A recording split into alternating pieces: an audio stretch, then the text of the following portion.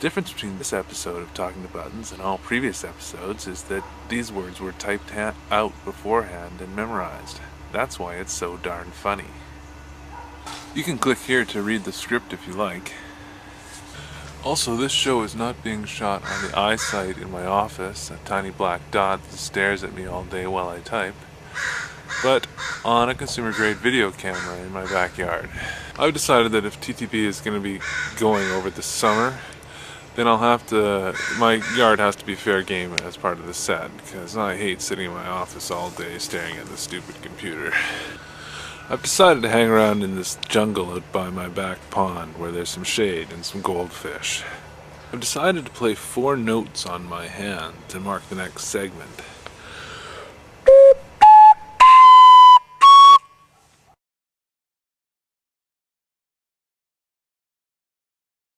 Thespians.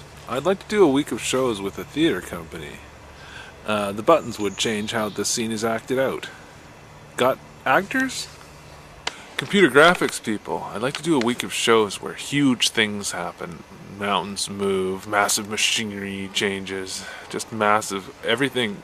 I found that buttons that move massive things are far more fun to press. So, you got graphics?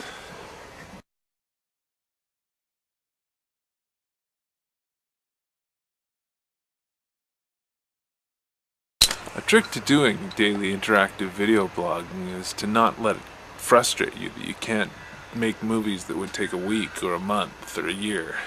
People are pretty used to media that takes a team a while to produce. Attractive people in front of the camera and smart people writing the scripts and doing research behind the camera. I think all of that needs to be challenged for web video. How about a world where a lot of people keep video blogs? Grandmas, and cripples, and villagers from Ghana, as well as babes and studs from the burbs. How about a world where some of those video bloggers use the new tool I'm developing called QT Hotwires with one-click blogging tools to make your blogging interactive. But there's the crux. Why make blogs interactive? Well, Talking to Buttons is trying to figure that out. Because we can. Because when a professor adds a video of his lecture to the web, he wants to be able to add annotations, links to the articles that he's referring to. Because stories want to branch, they want to explore what-ifs, possible alternate endings. Because people are going to talk about web pages on their video blogs, and it's going to be nice to be able to click on a link to go to that web page. Because the internet in the 80s was a newspaper. I don't know if any of you remember that. In the 90s it was a magazine. It was, pictures and text.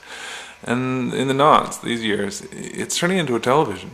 And we have to decide whether it's going to be a good television, an interesting television that uses web potentials, or just another device to have us sit passively and absorb advertising. So that's the crux question. I mean, video blogging is here to stay. But in 50+ episodes of Talking to Buttons, have I convinced you that interactive video blogging is a good idea and is something that's going to make a difference?